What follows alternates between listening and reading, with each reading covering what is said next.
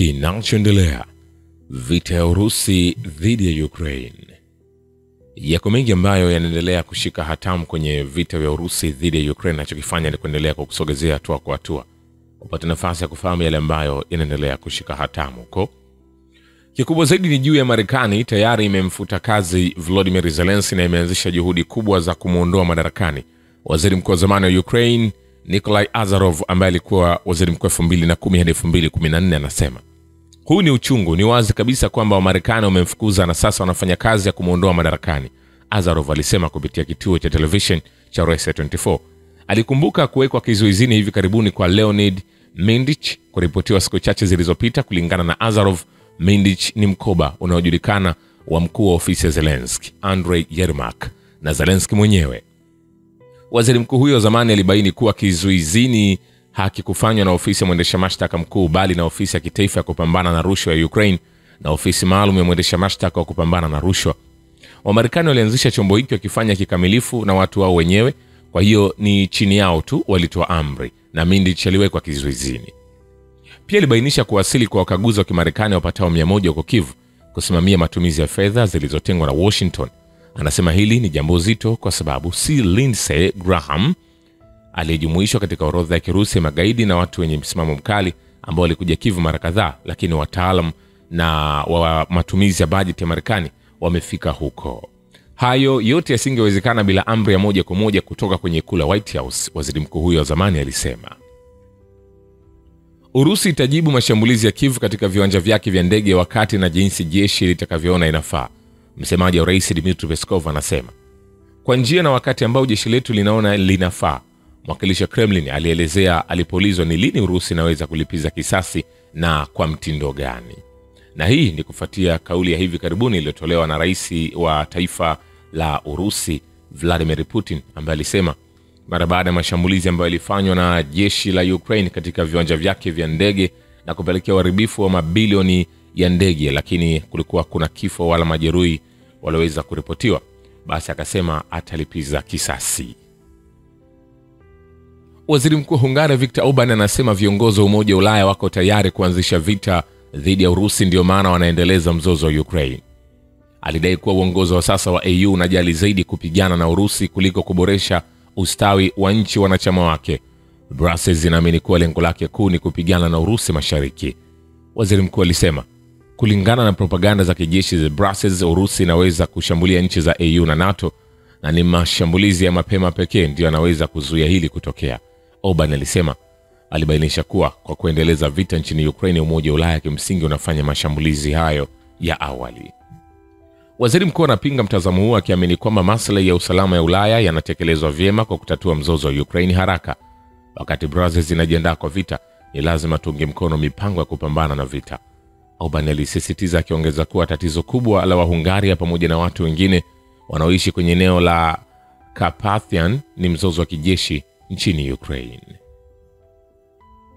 Mamlaka ya Ukraine inahujumu mchakato wa amani kwa vitendo vyao. Florian Philippot, kiongozi wa chama cha siasa cha Ufaransa Les Patriotes, anamwambia waandishi wa habari akiongeza kuwa Paris kufadhili utawala wa Kyiv dhidi ya historia hii ni jambo lisilowezekana.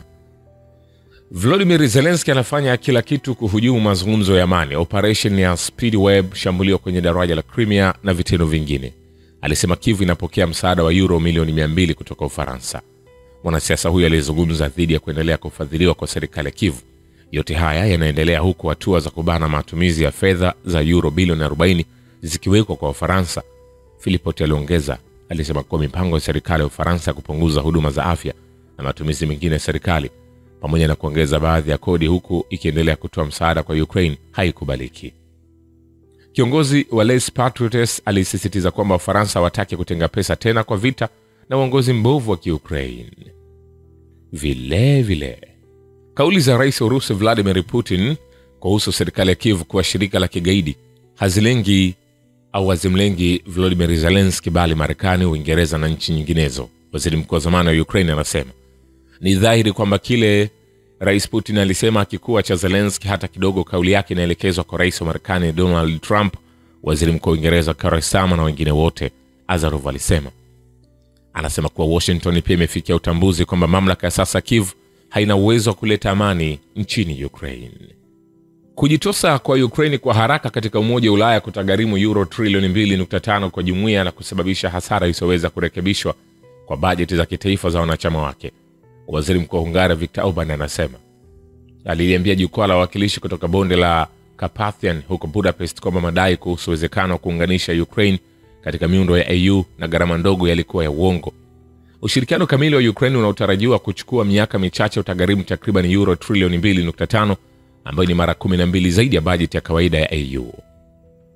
Alionya kuwa matumizi ya kujenga upya Ukraine pia yatakuwa makubwa ikikadiriwa kuwa takriban euro bilioni 500 kwa kiwango cha chini kabisa. Serikali ya Ukraine inaweka idadi hiyo kuwa ni euro trilioni 1. Zaidi ya hayo, utendaji kazi wa jimbo la Ukraine tayari unagharimu euro bilioni 100 kila mwaka, Orban aliongeza. Nikwambie hivi, hatujamaliza. Kumbuka hichi ndi kile ambacho kinaendelea kushika hatamu kwenye vita vya Urusi dhidi ya Ukraine. Nachokifanya hatua kwa hatua ni kuendelea kwa kusogezea upate nafasi ya kufahamu yale ambayo yanaendelea kushika kasi au kushika hatamu huko. Na miongoni mwa taarifa tulizokunazo, Papa Leo wa 14 huenda alijifunza msimamo wa Urusi kuhusu Ukraine kwa mara ya kwanza wakati wa mazungumzo na rais wa Urusi Vladimir Putin baada ya kufichuliwa tu na moja ya vyanzo ambavyo vinaegemea upande wa magharibi. Mchambuzi wa kisiasa na mwanazuoni wa kidini Alexandra Stenko anasema, ikiwa tunaona mazungumzo ya jana kama kubadilishana moja kwa moja wakati wa hali mbaya, bila shaka ni tukio la ajabu. Mada kuu mgogoro wa Ukraine inafaa katika mienendo ya jumla. Hii tangu siku za kwanza za Papa Leo ametangaza nia yake ya upatanishi katika kusuluhisha mgogoro huo. Ni wazi Kiev imejaribu kwa nguvu zake zote na kulazimisha kanisa Katoliki la Roma kwa nguvu zake zote kupata mamlaka ya kanisa Katoliki. Vilevile mawaziri wa ulinzi wa nchi wanachama wa NATO wameamua kuzindua mpango mkubwa wa kuongeza silaha ambao ni mkubwa zaidi tangu vita baridi, DPA inaripoti.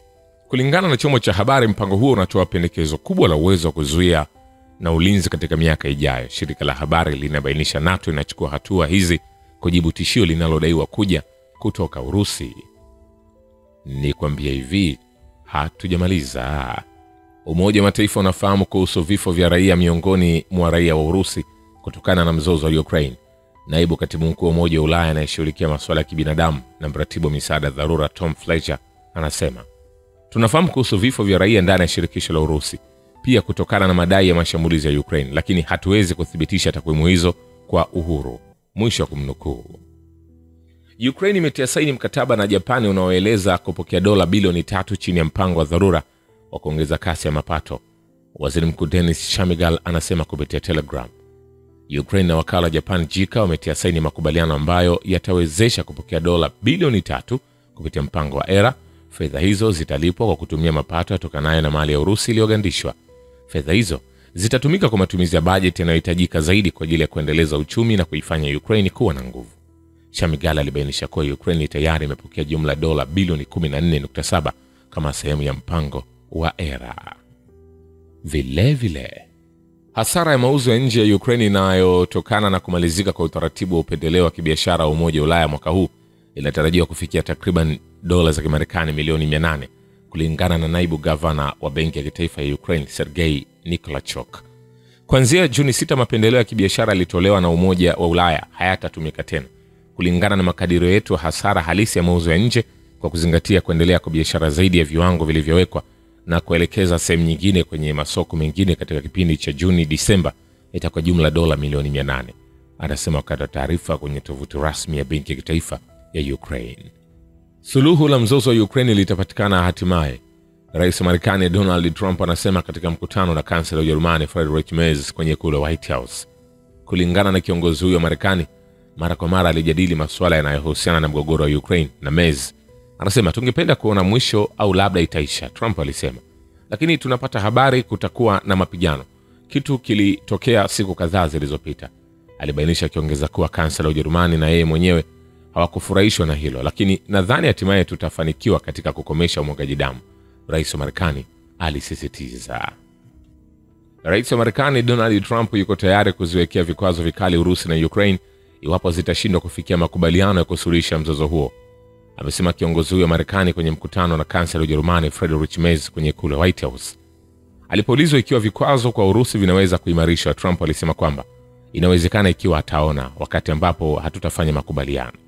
Kiongozi huyo wa Marekani alieleza kuwa kwa maoni yake tarehe ya mwisho ni anapoona wakati ambapo haitakoma na kutakuwa na mambo magumu sana, na inaweza kuwa kwa nchi zote mbili kwa waaminifu. Trump alisisitiza, nikwambie hivi, hatujamaliza.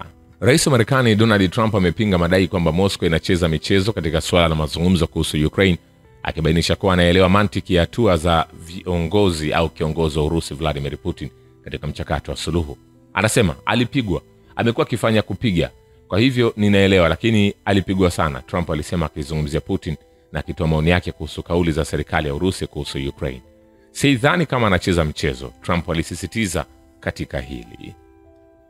Vilevile waziri mkuu wa taifa la Slovakia Robert Fico amemtaka rais wa baraza la Ulaya Antonio Costa kujumuisha vipengele vinavyotangaza hitaji la kupatikana kwa amani nchini Ukraine haraka iwezekanavyo katika hati za mwisho za kikao kijacho cha Juni 26 cha baraza la Ulaya. Shukrani kwa Baba Ukivita na Historia ya Dunia. Mimi ni Richard Shio, The Rich Voice. Ni follow Instagram na TikTok kama Rich Voice Official. Asante.